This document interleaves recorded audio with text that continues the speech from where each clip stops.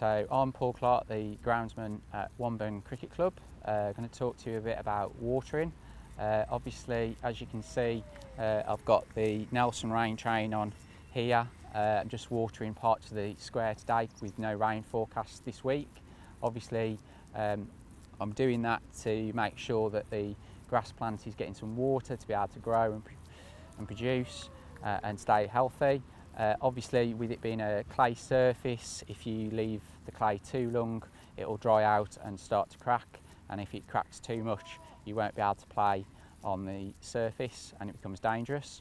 Obviously, I also water 10 to 14 days leading up to a match. That's to put some moisture within the profile so that the following day potentially I can start my rolling process leading up to a game.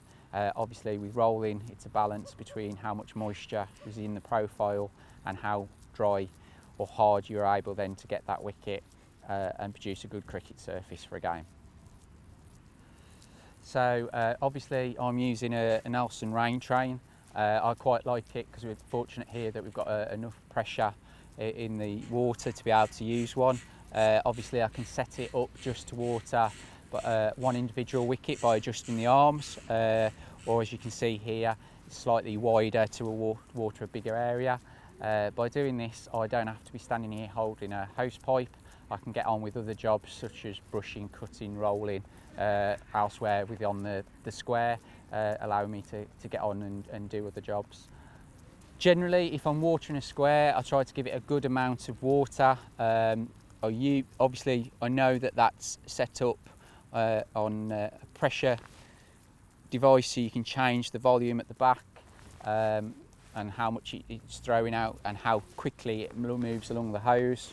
Obviously, other clubs do use sprinkler hoses.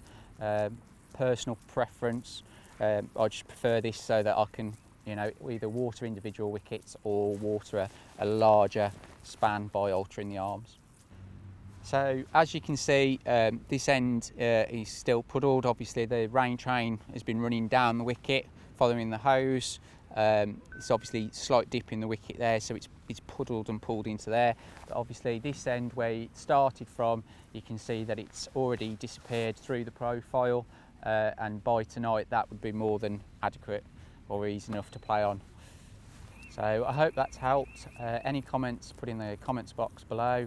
Just an extra point, I try and water as early as possible in the morning. Obviously you don't want to leave it to mid-afternoon in the middle of the heat wave that we might be having for the sun to burn away that water that you're putting on. I try to water as early, as often as possible in the morning.